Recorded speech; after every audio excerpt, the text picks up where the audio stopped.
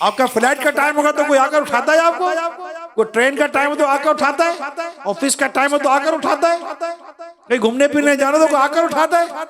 नमाज के लिए जब तक उठाइएगा मेरी नमाज कज़ा ना हो जाए। क्यों हो जाएगी भैया नमाज कज़ा? ठीक है, उठाने का किसी को कहना गलत नहीं है। अब कोई ना उठाए और आप पर नमाज फर्ज है, आप पर पाबंदी है कि आप नमाज के लिए उठेंगे। अलार्म रखें, घंटी रखे, घंटा रखे, भैया कुछ भी रखो, नमाज के लिए उठो। नहीं उठते, यकीन मानो नहीं उठते। मेरी आंखों, मुझे पता है, मैं सफर करता हूं दुनिया भर में, नहीं उठते यार।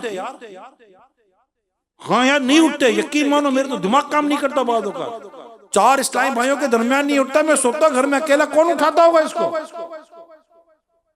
कैसी अजीब नहुसत है, जिस पर भी है ये नहुसत है। जो भी नमाज के लिए नहीं उठ सकता ना, ये गुरूर और तकब्बुर और कोई बड़ी बात ना करे, ये तुझ पर नहुसत है।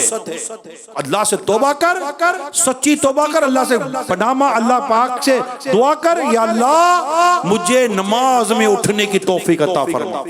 कितना इंपॉर्टेंट काम है, कैसी ही नफा हो रहा हो ना भाई, मैं नमाज पढ़ूंगा, मुझे नमाज पढ़नी है। और मैं मर्द हूं, मैं मस्जिद में जाकर जमा से नमाज पढ़ूंगा।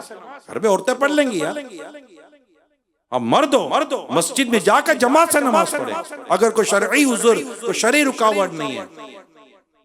और हमने देखा है नमाज के शौकीन यार 8-8, 10-10 किलोमीटर कार में बैठकर फजर और नमाज, 5 नमाजें पढ़ते मस्जिदों में जाकर, मैंने देखे। अल्हम्दुलिल्लाह, अल्लाह उनको और अजर अता फरमाए।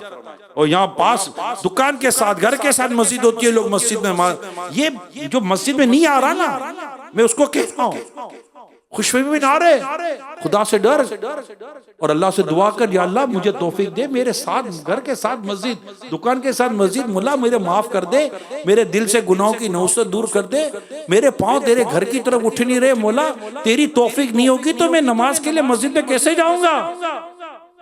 ये अल्लाह पाक की तौफीक मिलेगी तो मस्जिद में आएंगे।